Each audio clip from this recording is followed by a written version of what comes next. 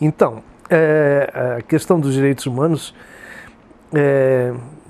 é possível dividi-la em dois grandes momentos, né? Um primeiro momento em que você não fala ainda de direitos humanos, não chama de direitos humanos.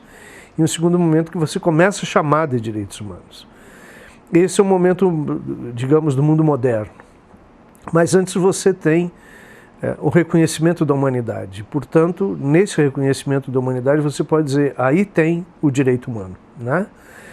Eu comentava anteriormente, quando você busca as religiões monoteístas, e nas religiões monoteístas, os deuses monoteístas, cada deus de cada religião, outorga ao homem, ao ser humano, o direito de nomear. Ele está dando ao homem o direito de participar do processo de criação. Aí é um primeiro direito, o ser humano como ser criador. Esse momento ele é um momento que acompanha a religiosidade humana e acompanha também a definição das coisas pelo ser humano. O ser humano é capaz de recriar, refazer. E os direitos humanos nascem nessa dimensão. Se você trouxer esse princípio para o mundo moderno, você vai encontrar a grande questão dos direitos humanos presente nas lutas contra os diferentes tipos de autoritarismo. Você vai encontrar os direitos humanos no mundo moderno lutando contra o sistema colonial, de um lado, na independência das Américas, por exemplo, em Simão Bolívar e nos pioneiros da independência norte-americana, e você vai encontrar os direitos humanos na França, na luta contra o absolutismo francês, na Inglaterra, na luta contra o absolutismo inglês. As declarações de direitos humanos do mundo moderno são declarações que revelam exatamente isso: o princípio da liberdade, o princípio da igualdade e o princípio da fraternidade como princípios que fundam o mundo moderno. Mas se você olhar o princípio da liberdade, você encontra em Tomás de Aquino. Quando Tomás de Aquino percebe as dificuldades de vida dos camponeses submetidos pelos senhores da terra, pelos senhores feudais, Tomás de Aquino defende o direito à rebelião. Por ele, os povos, quando oprimidos, têm toda a possibilidade, todo o dever de reagir à opressão e lutar, então, de uma forma rebelde para garantir os seus direitos de seres humanos.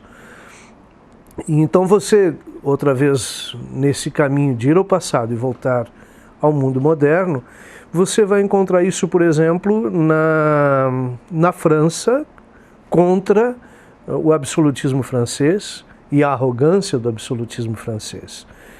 A condição social de absoluta opressão, de absoluta concentração de riqueza dos franceses, leva a população francesa a exigir um processo de ser livre e de ser igual.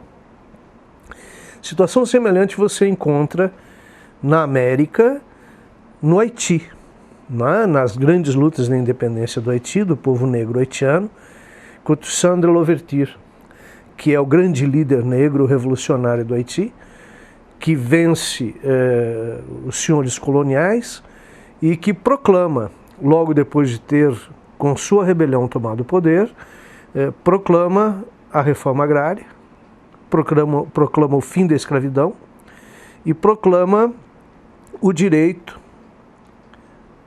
da escola pública, universal e gratuita para todas as crianças haitianas.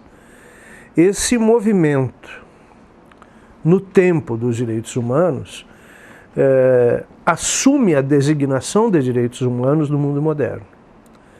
Se antes ainda não se chamava assim, no mundo moderno essa luta por igualdade, por liberdade e por fraternidade passa a ser efetivamente um grande título da luta por direitos humanos. Então, na América Latina, o processo se dá em outra direção. O processo ele tem como eixo a questão do anticolonialismo.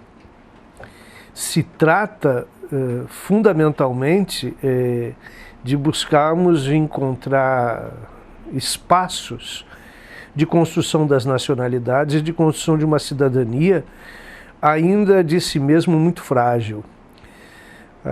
Os direitos humanos aparecem, então, basicamente vinculado a uma grande elite rural que pretende ter o controle como se ainda fosse possível manter os velhos privilégios que o sistema colonial de origem ibérica tinha preservado ao longo dos 500 anos de dominação. Então, nesse tempo, nesse período, a luta por direitos humanos na América Latina se prende fundamentalmente à ideia de construirmos aqui países soberanos, autonomia em relação aos dominadores. Enquanto na América, ao contrário, na América do Norte, ao contrário, se tratava de já construir um país sob a ótica de um país que voltava-se para si mesmo, que voltava-se para dentro. Então, lá era possível uma declaração de direitos humanos preocupada já com a cidadania da sociedade americana, especialmente naquilo que era a cidadania dos povos brancos e anglo-saxões. E aí se construiu um país que, de certa maneira, pressupunha direitos humanos para uma fatia considerável de sua população, embora recusasse esses mesmos direitos para os povos já de origem latino-americana, os povos que tiveram, de alguma maneira, seu território conquistado pelos anglo-saxões.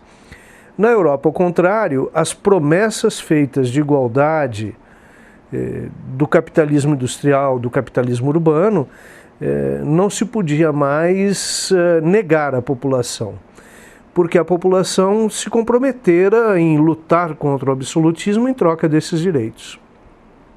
O surpreendente na dimensão europeia é que essas promessas não foram realizadas. A promessa de igualdade não se cumpriu.